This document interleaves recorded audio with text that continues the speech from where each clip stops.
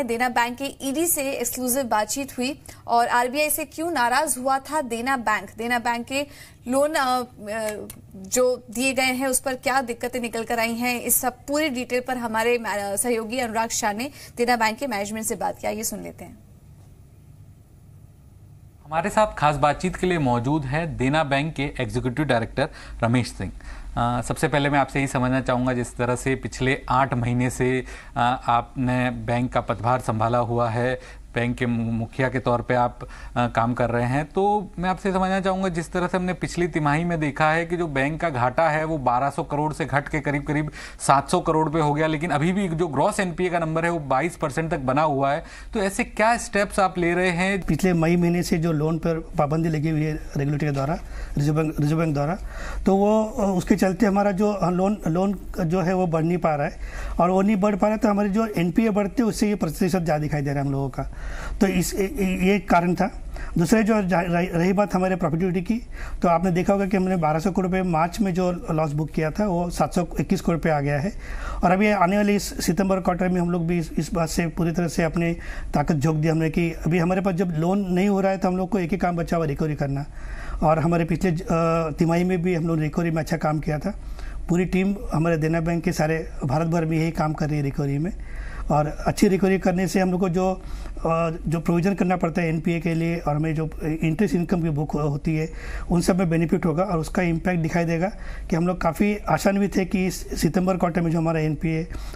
होगा उसमें भी हम लोग नियंत्रण कर पाएंगे। सबसे ज़्यादा रिस्ट्रिक्शन जो है वो देना बैंक के ऊपर है, पूरी तरह से लोनबंदी हुई है, किसी भी तरह का आप नया लोन नहीं दे सकते। तो आप किस तरह से रिजर्व बैंक को कन्विंस कर रहे हैं कि कहीं ना कहीं थोड़ी बहुत छूट दी जाए, जिससे बैंक अपने जो रोजमर्रा की जो कार्य होता है वो कर पाए और थोड़ा बहुत रिस्ट्रिक्शन जो है वो लूज किए जाए? हमें भारतीय रिजर्व बैंक ऑफ इंडिया से पत्र मिला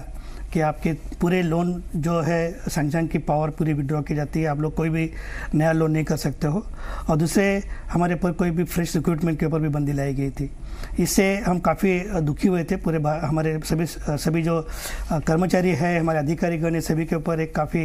दबाव बना हुआ था कि क्यों ऐसा हो गया, क्योंकि 11 बैंक में से हमारे भी बैंक पीसीए में था, लेकिन कुछ मायने में हमारी स्थिति कुछ बैंकों से अच्छी थी, पर खास करके कैपिटल एडिक्वेसी रेशियो के बारे में। लेकिन रेगुलेटर है, उनका अपना एक एनालिसिस होता है बैंक के बारे में। उन्होंने हमारे जो बचे हुए एनपीए थे उन पे जो प्रोविजन करना था, या हमारे जो फ्रेश प्रोविजन आगे जाके होने थे,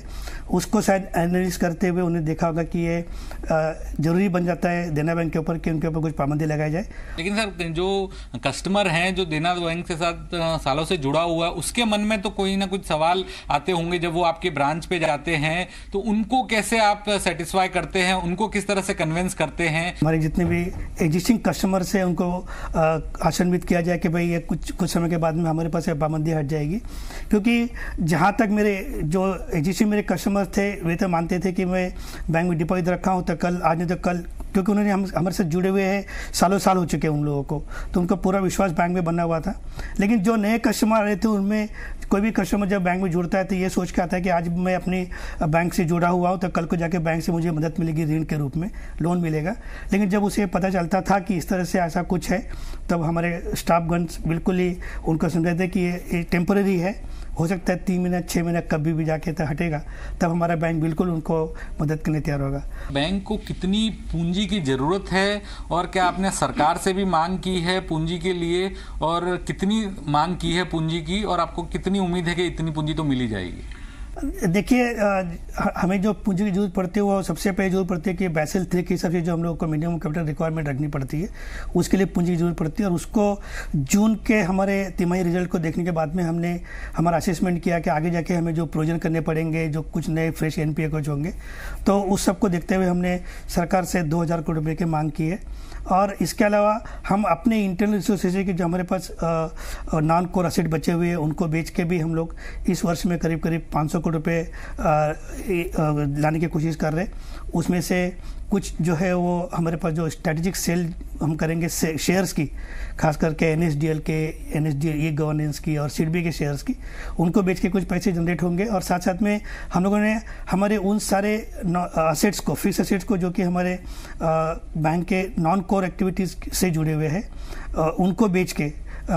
हम लोग पैसे खड़े करेंगे। जैसे आपने कहा कि नॉन कोर असेट्स बेच के करीब 500 करोड़ रुपए आपकी जुटाने की योजना है, तो इसमें हम माने कि इसमें रियल एस्टेट असेट्स भी होंगे, और जो रियल एस्टेट असेट्स होगी वो कौन सी ज्योग्राफीज की होगी जिसको बेच के पैसे जुटाए जाएंगे, और क्या बैंक जो अपनी जो ब्रांचें हैं जहां पर रियल एस्टेट जिसका खुद बैंक का खुद का है वो बेच के वो ब्रांचेस जो है वो किराए पे शिफ्ट किएंगे? हाँ, आपने बिल्कुल सही कहा कि जो हमारी जो योजना है यहाँ पे पैसे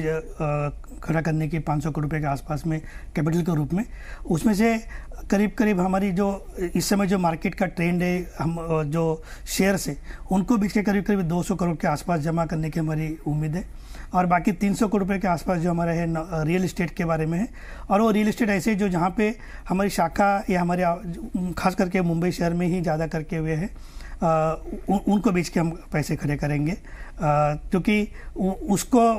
बेचने से हमारे बिजनेस के ऊपर कोई इम्पैक्ट नहीं पड़ेगा। और कई बार ये भी होता है जैसे कि आज वो एसेट बेच के हम अपने आप को बचा लेंगे, अपनी स्थिति को अच्छे कर देंगे, तो आने वाले समय के अंदर फिर से एसेट अपने बैंक के लिए बना सकते हैं। अच्छा, जिस तरह से जो एनसीएलटी में जो केसेस गए हैं, तो उन केसेस में बैंक की तरफ से जो प्रोविजनिंग है वो पूरी कर दी गई है, या आपको लगता है अभी और प्रोविजनिंग करने की जरूरत है? देखिए ऐसा है कि रिजर्व बैंक द्वारा जो 2 लिस्ट भेजी गई थी, उसमें पहली लिस्ट में बैंक के लिए 9 अकाउंट और दूसरी लिस्ट में 12 अकाउंट थे, और कुल मिला के 4,600 करोड़ रुपए का उसमें हम लोगों का टोटल आउटस्टैंडिंग था। इसमें 2 अकाउंट भूषण स्टील और अपना इलेक्ट्रो स्टील के दोनों अकाउंट सेटल हो चुके। तब हमारे पास 19 अकाउंट है, जिसमें कि 3,990 करोड़ रुपए का हमारा आउटस्टैंडिंग खड़ा हुआ है, और उसमें भी हमारे टोटल प्रोविजन के रूप में देखा जाए तो 64% का हमारा प्रोविजन इन अकाउंट में हो चुका है। 36% का प्रोविजन हम लोगों को एज वाइज के हिसाब से करना पड़ेगा, जो कि आने वाले 3 या 4 क्वार्टर के अंदर हम लोगों को करना पड़ेगा। हो सकता है कि इसके बीच में अगर सारे के सारे अकाउंट के रिजोल्यूशन आ जाए तो हम लोगों को कम भी प्रोविजन करना पड़ेगा, तो हो सकता है कुछ अकाउंट के हमको राइट बैक भी मिलेगी।